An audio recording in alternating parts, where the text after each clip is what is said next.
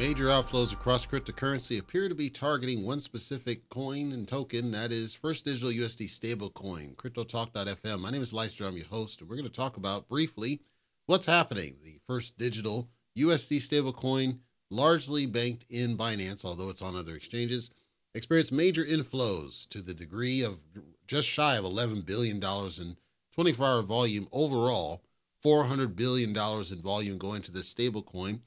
And what spiked it recently is the launch of this Athena project ever most recently on Binance. They did a launch pool, and part of the launch pool was you needed to stake First Digital USD stablecoins in order to get airdrops for this token as part of the launch. But the Athena project on its own is generating major wealth as well. I'm not going to cover that here.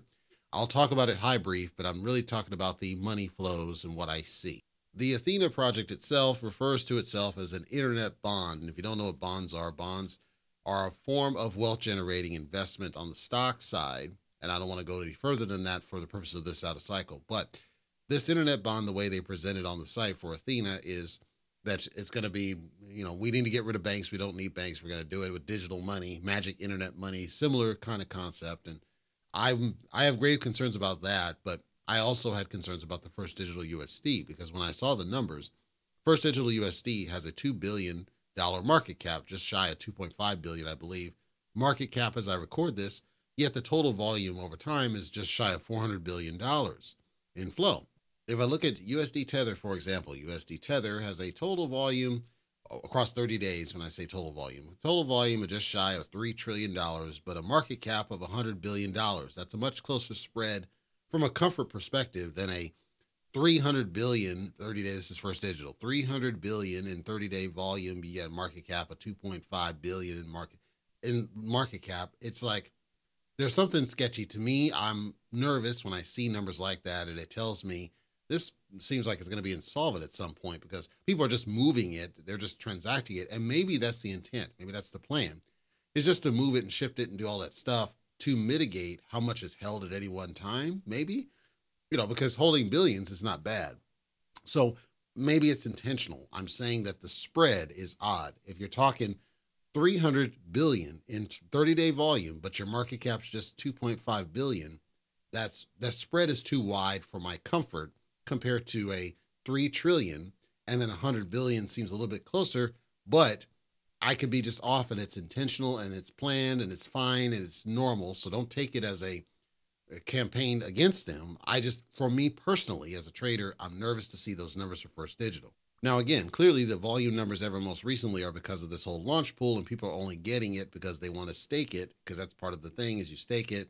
There's airdrops and the whole business for people who can access Binance.com, which is not the United States. And I'm not doing sketchy VPNs in order to get into that business. But again, it validates what I said, that people are just robbing Peter to pay Paul. They're just taking money out of other projects to buy into things like this, sketchy business, whatever the launch pool is, to get in early. And that gambler strategy will make some people some money, and Athena will have some run. The project, as far as what it's doing, nobody really knows if it's going to be a thing or it's going to end up another Squid Game. I can't tell. I looked at it on the surface. I see all sorts of red flags and what they're trying to do. I actually see, very similar to, FTX business in what they're trying to do. And most importantly, with First Digital and Athena together, because they're synchronized at this point.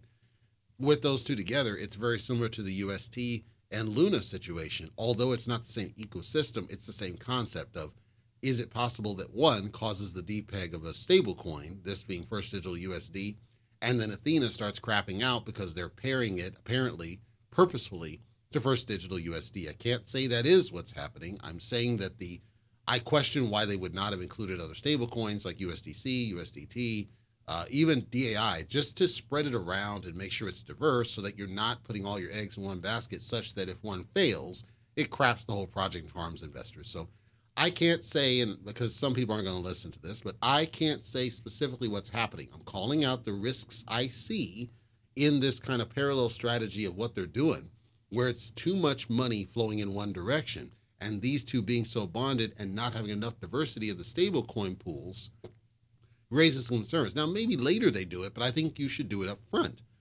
Do it up front. It's like, yeah, we got to pull for USDT. We got to pull for USDC. We got to pull for DAI. We got to pull for First Digital US, Spread it around. What's the reason that you don't? I think that Binance is trying to advertise First Digital USD and greater use of it. And they're just pairing it to a bunch of, it's kind of like a marketing strategy. It's like, okay, let's just pair it to a bunch of these things to get more traction and traffic towards this stable coin. That's my read on it. Take a look at it if you can access Binance.com, and maybe something you want to get in. As I recorded this, it's up to 89 cents. It launched at 60-something cents, so it's still early for it. And again, I can't tell you what to do. If you're a gambler, by all means, hey, have at it.